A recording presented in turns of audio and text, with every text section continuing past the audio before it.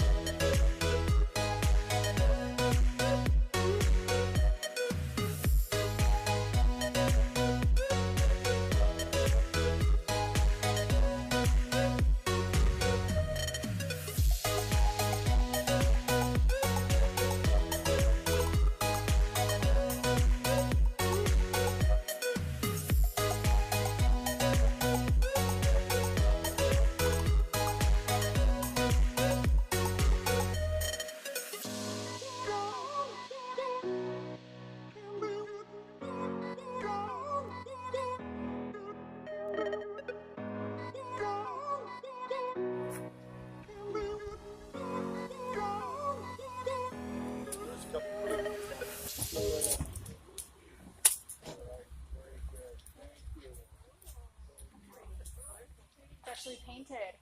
Yes, you can smell it. Yeah. So generally we paint this thing white.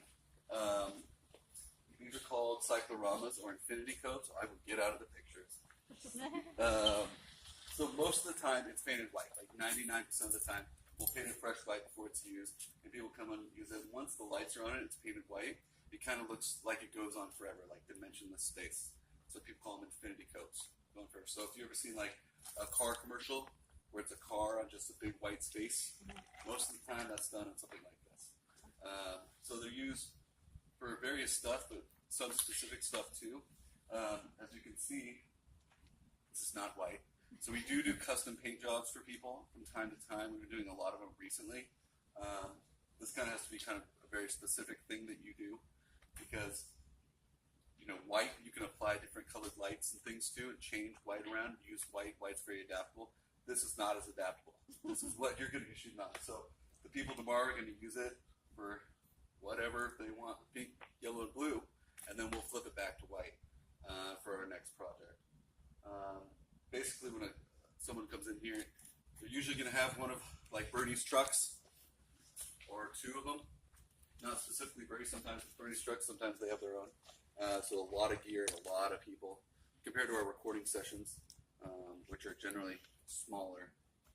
Video productions are large size productions. So this room will be filled out with people doing very specific jobs. Bernie probably talk to you about that better than I can once I turn it over to him. But that's kind of the idea, is we provide the space, we get this thing how it looks for people, they come in and they do their thing on it. Usually a session on here is 12 hours long. So we'll start anywhere from 5, 6, 7 in the morning and go all day. In a nutshell. If you guys want to follow me over here, I'll bring you through to the live room. This is our one of our recording studios, obviously. So live room is where like musicians will actually be when you're recording them. That room over there, which we'll go in a bit, we do that part of our little thing today. That's called a control room. So the engineer, the producer, they're going to be in there. They're directing everything from there. This is where we would actually have the musicians performing. Our room's kind of cool because it's huge, so we can have full bands playing at the same time. There's It's kind of a unique advantage that we have. Lots of toys in here. The same guy did Universal Music's Mastering Suite, which is kind of a renowned studio, did our room. So all the stuff you see on the walls, it's really cool looking. It's all functional. Really basic way to explain it is that the wood panels are deflecting sound, and that the gray panels are absorbing sound. It's a little more complicated than that, but that's the base thing. So all the twists and turns and the angles in this room are all functional. It's all done on purpose. And where these things are is all on purpose, so that you can use the room in different ways to create different sounds. If that makes sense. Do those panels ever move? Like, do you rearrange them? No. Okay. So yeah, the guy who designed the room specifically had these panels in mind when designing the shape of the room. Even if we like change the floor, which we've thought about doing, this is vinyl floor. We've thought about putting in actual floor. That would massively affect the sound of the room. So if we did that, then we would have to rearrange these panels or bring in different panels if we change it. But right now, everything that's in the room is basically there for a reason, and serves a purpose to give this room a very live, very big sound, but controlled. Do you keep it this cold in here because of acoustics? Yeah, so not for acoustics, but if you can see that big board over there, that's an SSL console, so we'll have a good look at it in a bit, but you guys can check it out if you want. That's our big analog recording console. That comes from the 80s. Those things you want to keep cool because they're older technology. We see a noticeable difference. If that room goes up about 7 or 8 more degrees, we actually can see the board start to misfunction and give us problems. So people hate how cold it is in here. That's kind of just part and parcel of having that piece of equipment specifically. Instruments don't like it very cold, things like that. Your guitars will go out of tune quicker when it's cold. So there's, it's not great. Yeah. I like it cold. Yeah. But that's the main reason. It's to keep the gear running. Specifically older gear has a tendency to overreact if it's not in the right conditions. Yeah. Or kept in the same conditions. Let's go do go your ahead. thing, and then Okay. we'll spend some time with Bernie, and then after that we'll come back in the recording studio and spend some time with Josh. And just one thing I'd like you to know too, just so you have some context of this. This is the best thing in Orange County. I mean, I'm not just saying this, but this is a player in LA because the guy who built this, one of the owners here of the building, was that engineer to the community out there, because it is a community, a production community. Is I have a show called Bernie's Apple Box, and I do that every week. So this is the room that I'm renting from Mike, and this is something. Come on in here. Just it's very small, as you can see. It's a boardroom we set up. Just come on in. You can come in a little more. Somebody can come on in and get people close their doors and sit. But what I do here, and Tony is my engineer, is we sit here and I talk to people in the industry.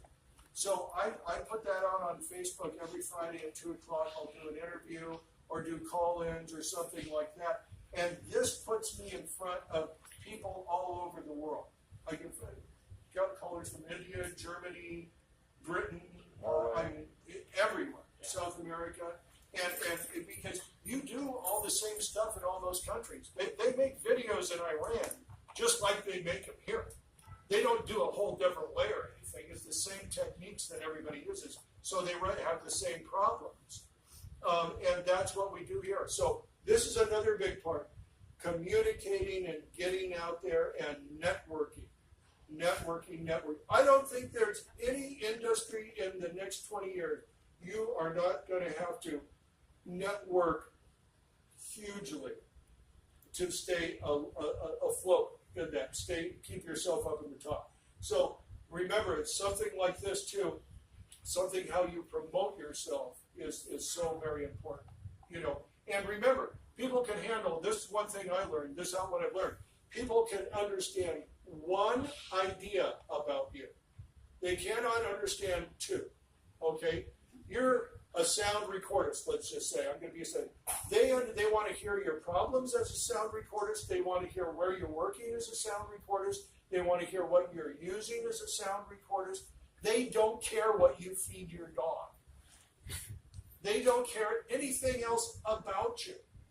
You have to present. Now, I'm not saying that you don't become a whole person in there. You obviously do that. But just remember, people in the industry, when you're marketing to them, they can't hold two things in their head about you at once. You have to be one thing to them. So that's what I do. I'm burning the gaffer, and I love being on set. That's the whole message. That's all I'm doing here. That's every Facebook post I make. That's everything. You do that day after day, or in enough of a row where people will take notice and stuff. So that's really, really important. Before I forget this. Any questions? Do you have any advices to use for the green screen? Just like the type of green screen, you mean?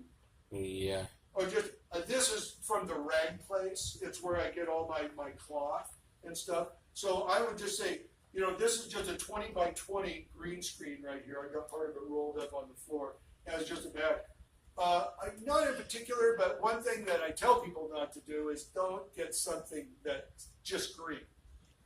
Right, because these programs and stuff, these software programs are really good, but doing green screen has gotten much easier in the last 5 years too.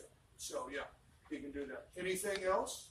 Are you asking more about technical or how to light it, that kind of stuff? No, because when I'm editing, I have some problems with the background or something. Yeah. Yeah. You have to keep a very even flat light. You see we've got some ripples here. They're shadowing to your eye, but it doesn't show up over here. So it doesn't translate. If it does, I got to go make a little adjustment. I'm probably going to redo this whole thing anyway, just because I like it a little tighter and stuff. But this works fine. We've been using it, the whole thing. But yeah, that's post is where green screen comes in. And if you're shooting it yourself, you want to make sure your background is it's a two-stop difference, right? It could be Usually one-on-one. one-on-one. It could be one-on-one with the Two-stop. key. Yeah. With the key. Yeah. It can be one-on-one. The old way was 2-to-1. 2-to-1. Yeah, because you needed a lot brighter and stuff. Yeah. You definitely want to make sure you get your background as bright as you can. Yeah. For that separation. Because I record and edit everything in my phone. Oh yeah. So that's why I have some problems. I don't have a computer or a laptop at home. Yeah, you definitely need a laptop. Not need, but I mean, you're going to get the best results. I understand. When you're shooting with phones, you need as much light as possible. Yeah. As much as possible. And as good as phones are, you know what I mean, having a decent, I go right up the scale. We usually working with Arri Alexa or Amira, also Red, Palladium, the Dragon, the Weapon. We work with all those. I've got a friend who does, it's called Hype VR. Look at him. This guy, he was introduced at the 2016 NAB by the CEO of Intel. And we work on some of his shoots with green screen. He's got 14 red weapons, which shoot 8K each, all mounted to do 360 VR.